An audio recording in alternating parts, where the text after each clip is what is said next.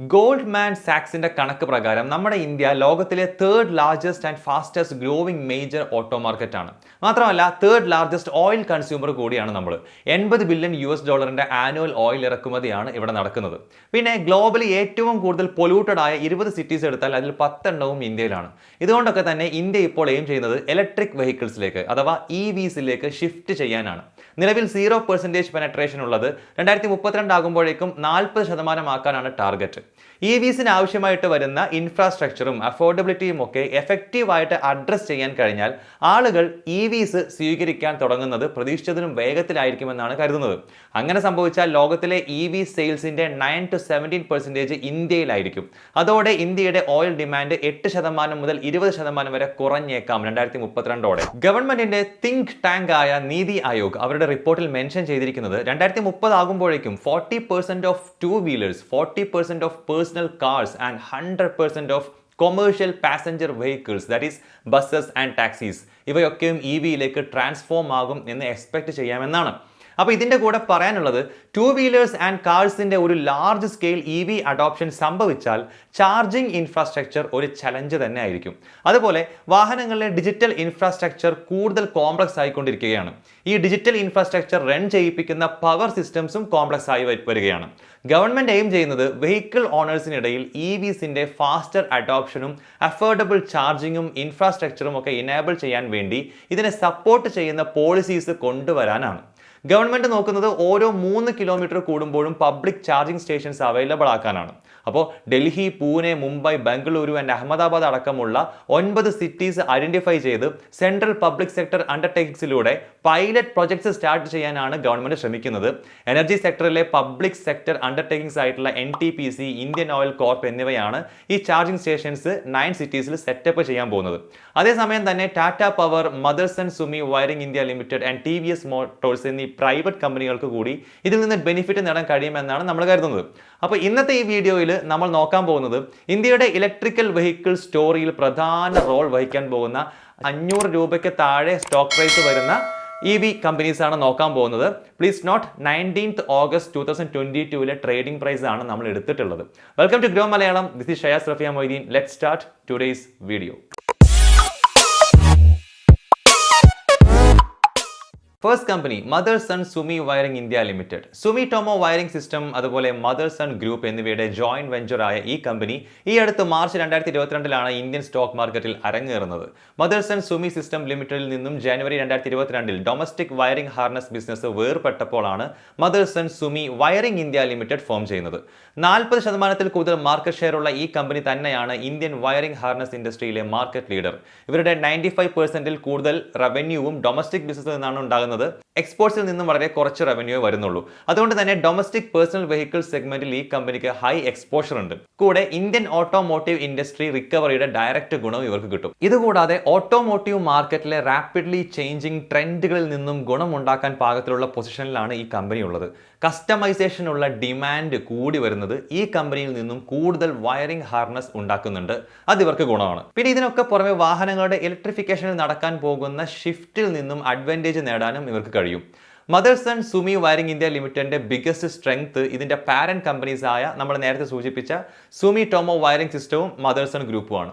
ഇവരിൽ നിന്നും financial and technological support കമ്പനിക്ക് കിട്ടും. ഇംപ്രൂവ്ഡ് എഫിഷ്യൻസിയും എക്കണോമീസ് ഓഫ് സ്കെയിലും കാരണം superior profitability ഇവർക്കുണ്ട്.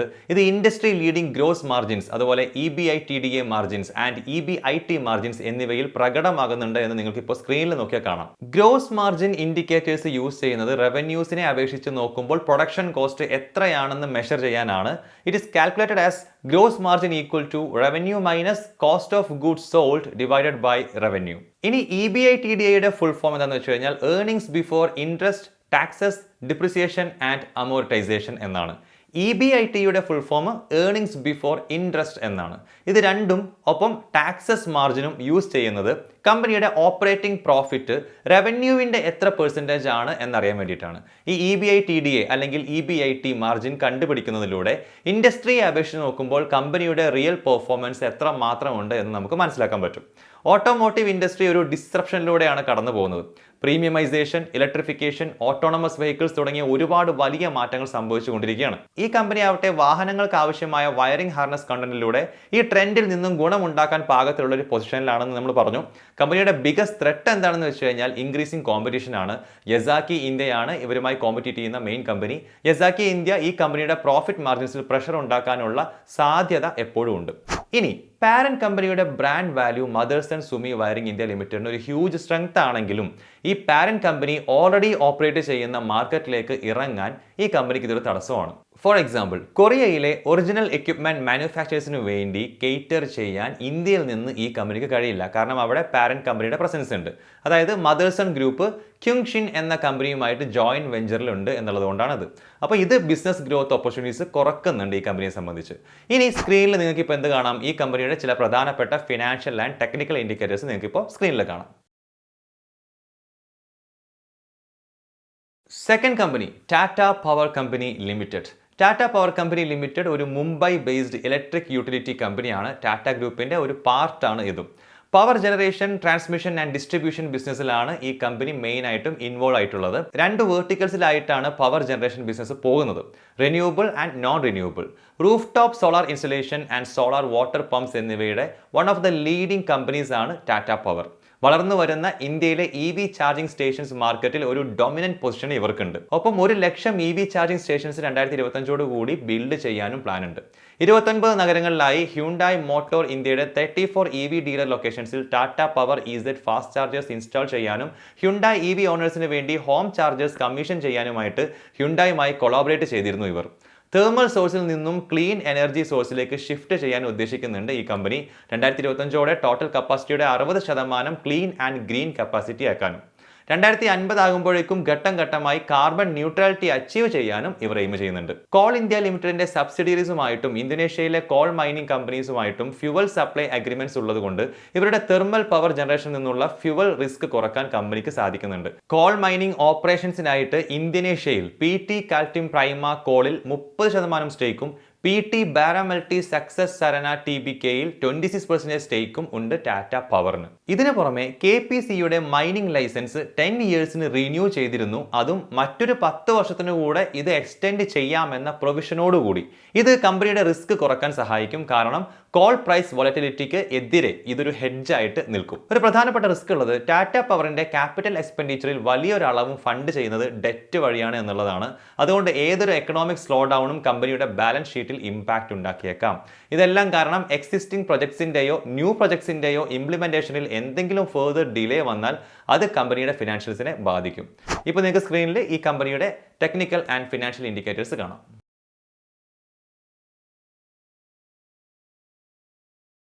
Third company national thermal power corporation limited. NTPC എന്നറിയപ്പെടുന്ന national thermal power corporation limited one of India's largest power generation കമ്പനിയാണ്. Installed capacity 69,134 megawatt ആണ്. ഇന്ത്യയുടെ total installed കപ്പാസിറ്റിയുടെ around 17.2% വരും ഇത്. പ്രധാനമായും സംസ്ഥാനങ്ങളിലെ പവർ യൂട്ടിലിറ്റീസിന് വേണ്ടിയിട്ട് ബൾക്ക് പവർ ജനറേറ്റ് ചെയ്യുകയും സെൽ ചെയ്യുകയും ചെയ്യുന്ന ഒരു പബ്ലിക് സെക്ടർ അണ്ടർടേക്കിംഗ് ആണ് ഈ കമ്പനി. കമ്പനിയുടെ ഒരു കീ പോയിന്റ് പല റീജിയൻസിലായി ഡൈവേഴ്സിഫൈഡ് ആയി കിടക്കുന്നു എന്നതാണ്. ഒരു റീജിയണിലും ടോട്ടൽ അലോക്കേറ്റഡ് കപ്പാസിറ്റിയുടെ 40% കൂടുതൽ കോൺട്രിബ്യൂട്ട് ചെയ്യുന്നില്ല. കമ്പനി ഫോക്കസ് ചെയ്തിരിക്കുന്നത് 2032 ആകുമ്പോഴേക്കും 130 ജിഗാവാട്ട് പ്ലസ് കമ്പനി ആകണം എന്നും ഇതിൽ 60 ജിഗാവാട്ട് റിന്യൂവബിൾ എനർജിയിൽ നിന്നും ആകണമെന്നുമാണ്. Financial year 23 and financial year 24 plan ചെയ്തിരിക്കുന്ന ടോട്ടൽ ക്യാപിറ്റൽ എക്സ്പെൻഡിച്ചറിന്റെ അപ്രോക്സിമേറ്റ്ലി 40% റിന്യൂവബിൾ പ്രൊജക്ട്സിലേക്ക് ചെലവാക്കാനാണ് എക്സ്പെക്ട് ചെയ്യുന്നത്. ഇതിനു പുറമെ കമ്പനിയുടെ ഭൂരിഭാഗം സ്റ്റേക്കും ഓൺ ചെയ്യുന്നത് ഗവൺമെന്റ് ഓഫ് ഇന്ത്യ ആയതുകൊണ്ട് തന്നെ കമ്പനിക്ക് ഒരു സോവറൈൻ ഓണർഷിപ്പ് ഉണ്ട്.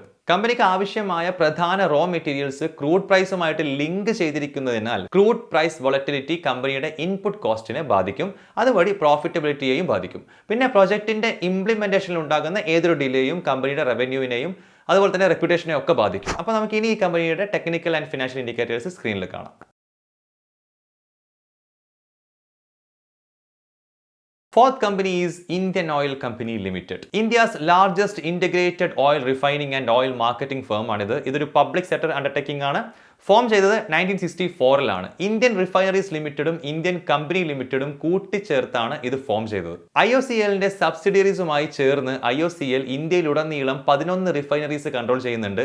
Combined capacity 80.6 million tonne per annum ആണ്. ഇത് രാജ്യത്തിന്റെ ടോട്ടൽ കപ്പാസിറ്റിയുടെ 32% ആണ്. ഇലക്ട്രിക്കൽ വെഹിക്കിൾ കമ്പനീസുമായി ബന്ധപ്പെട്ട ഒരു ലിസ്റ്റ് ഉണ്ടാക്കുമ്പോൾ അതിൽ ഇന്ത്യൻ ഓയിൽ കമ്പനിക്ക് എന്താണ് കാര്യമെന്ന് തോന്നാനൊരു സാധ്യതയൊക്കെയുണ്ട്. ബട്ട് ഇലക്ട്രിക്കൽ വെഹിക്കിൾ സെഗ്മെന്റിന്റെ അഡോപ്ഷൻ ആൻഡ് ഗ്രോത്ത് ഫെസിലിറ്റേറ്റ് ചെയ്യുന്നതിൽ IOCക്ക് വലിയ റോള് തന്നെയുണ്ട്. നെക്സ്റ്റ് 3 ഇയേഴ്സിൽ 10,000 EV ചാർജിംഗ് സ്റ്റേഷൻസ് ആണ് IOC സെറ്റപ്പ് ചെയ്യാൻ പോകുന്നത്. അടുത്ത ഒരു 20 വർഷം കൂടി പെട്രോളും ഡീസലും ഒരു ഇമ്പോർട്ടന്റ് റോൾ പ്ലേ ചെയ്യും എന്ന് തന്നെ എക്സ്പെക്ട് ചെയ്യുന്നത് കൊണ്ട് OEMസിന് മാനുഫാക്ചറിംഗ് സ്റ്റെപ്പ് അപ്പ് ചെയ്യാനും കസ്റ്റമേഴ്സിന് തടസ്സമില്ലാതെ സഞ്ചരിക്കാനും കോൺഫിഡൻസ് നൽകുന്നതിനായി ഇൻഫ്രാസ്ട്രക്ചർ സെറ്റപ്പ് ചെയ്യുന്നുണ്ട് IOC. രാജ്യത്തുടനീളം 50 കിലോവാട്ട് EV ചാർജിംഗ് സ്റ്റേഷൻസിന്റെ നെറ്റ്വർക്ക് സെറ്റപ്പ് ചെയ്യാൻ IOC പ്ലാൻ ചെയ്യുന്നുണ്ട്. ഓരോ 25 കിലോമീറ്റേഴ്സിലും 100 കിലോവാട്ട് ഹെവി ഡ്യൂട്ടി ചാർജേഴ്സ് ഓരോ 100 കിലോമീറ്റേഴ്സിലും. ഇത് നിലവിലുള്ളതും ഇനി വരാൻ പോകുന്നതുമായ IOC പെട്രോൾ പമ്പുകളിലാണ് സെറ്റപ്പ് ചെയ്യുക. രാജ്യത്തെ പകുതിയോളം പെട്രോൾ പമ്പുകളും ഓൺ ചെയ്യുന്നത് IOCL ആണ്. 34,500-ലധികം റീറ്റെയിൽ ഔട്ട്ലെറ്റ്സ് ഉണ്ട് IOCLന്. ഇതിന് പുറമെ 1,500-നടുത്ത് CNG സ്റ്റേഷൻസും ഉണ്ട്. ഇതെല്ലാം EV chargers and battery swapping centres install ചെയ്യാൻ പാകത്തിലുള്ള ലാർജ് ഡിസ്ട്രിബ്യൂഷൻ നെറ്റ്വർക്കും റിയൽ എസ്റ്റേറ്റും പ്രൊവൈഡ് ചെയ്യുന്നുണ്ട് ഇവർക്ക്. പിന്നെ ഈ ഫീൽഡിൽ വേഗത്തിൽ മുന്നോട്ട് പോകാനും മാർക്കറ്റ് ലീഡർ സ്റ്റേറ്റസ് ഭാവിയിൽ നിലനിർത്താനും സഹായിക്കുന്ന കാര്യങ്ങളാണ് ഇവയൊക്കെ. ഗവൺമെന്റ് ബാക്ക് ചെയ്യുന്ന ഒരു എൻറ്റിറ്റി ആയതുകൊണ്ട് IOCLന് ചീപ്പ് ക്രെഡിറ്റ് ഫെസിലിറ്റീസ് കിട്ടും വളരെ കുറഞ്ഞ ചെലവിൽ. ഇത് ന്യൂ പ്ലെയേഴ്സിന് കിട്ടണമെന്നില്ല. അതൊരു വലിയ ഫാക്ടറാണ്. ഇങ്ങനെ കിട്ടുന്ന ക്രെഡിറ്റ് IOCLന് ന്യൂ ആൻഡ് ഓൺഗോയിങ് പ്രൊജക്ട്സിലേക്ക് ഇൻവെസ്റ്റ് ചെയ്യാൻ കഴിയും എന്നുള്ളതാണ്. നിലവിൽ IOCLനെ സംബന്ധിച്ച് നോൺ പെട്രോളിയം ബിസിനസ് അത്ര പ്രധാനപ്പെട്ടതല്ല, അതായത് സിഗ്നിഫിക്കന്റ് അല്ല. ഇപ്പോഴും വരുന്ന കുറച്ച് ദശകങ്ങളിലും പെട്രോളിയം ഡിസ്ട്രിബ്യൂഷനിൽ തന്നെ IOCLന് ഡിപ്പെൻഡ് ചെയ്യേണ്ടി വരും. അപ്പോൾ IOCLന്റെ പ്രൈമറി ബിസിനസ് ക്രൂഡ് പ്രൈസസിനെ ലാർജ്ലി ഡിപ്പെൻഡഡ് ആണ് എന്ന് നമുക്ക് പറയാം. അതിൽ വോളറ്റിലിറ്റി ഉണ്ടാകുന്നത് IOCLന്റെ ബോട്ടം ലൈനിനെ ബാധിക്കുകയും ചെയ്യും. ഇതുകൂടാതെ ഒരു പബ്ലിക് സെക്ടർ എൻറ്റിറ്റി ആയതുകൊണ്ട് ഗവൺമെന്റിൽ നിന്നും ഇടപെടലുകൾ ഉണ്ടായേക്കാം. അത്തരം പോളിസീസും ഇന്റർവെൻഷൻസും ഒക്കെ പബ്ലിക്കിന് ഗുണകരമായേക്കാം, പക്ഷേ കമ്പനിക്ക് നേരിട്ട് നല്ലതാണെന്നില്ല. ഇത് കമ്പനിയുടെ ഫിനാൻഷ്യൽസിനെയും അതുവഴി സ്റ്റോക്ക് പ്രൈസിനെയും നെഗറ്റീവായി ബാധിക്കാം. അപ്പോൾ ഇനി നമുക്ക് ഈ കമ്പനിയുടെ പ്രധാനപ്പെട്ട ഫിനാൻഷ്യൽ ആൻഡ് ടെക്നിക്കൽ ഇൻഡിക്കേറ്റേഴ്സ് നോക്കാം.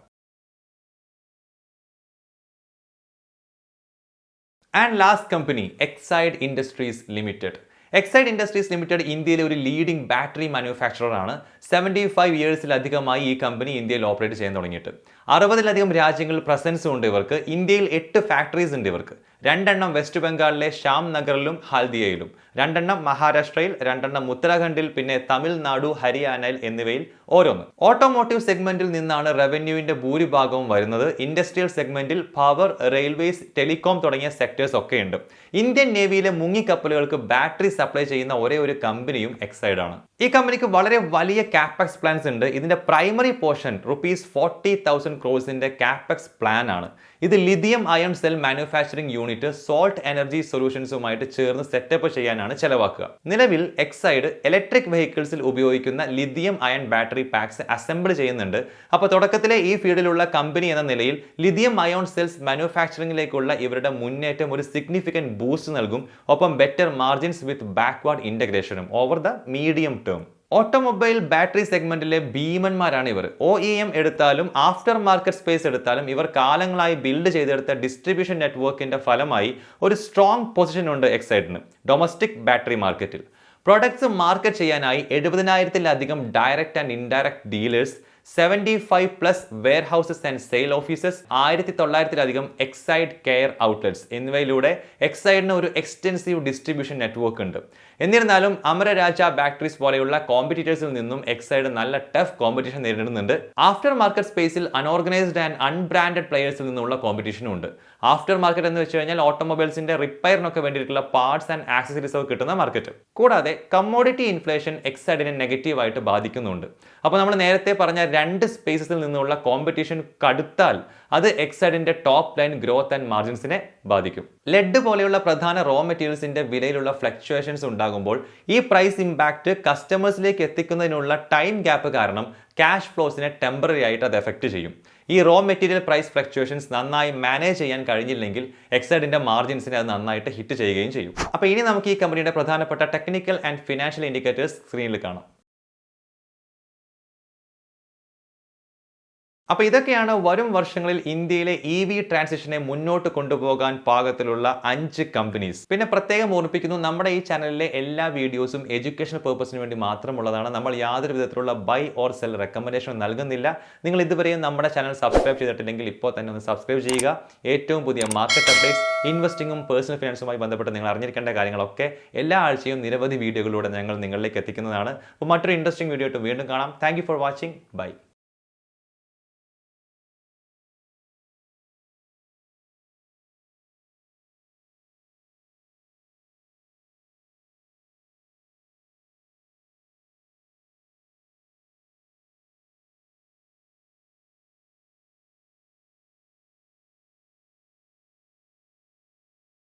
Investment in securities market are subject to market risks. Read all the related documents carefully before investing. Please read the risk disclosure documents carefully before investing in equity shares, derivatives, mutual fund, and or other instruments traded on the stock exchanges.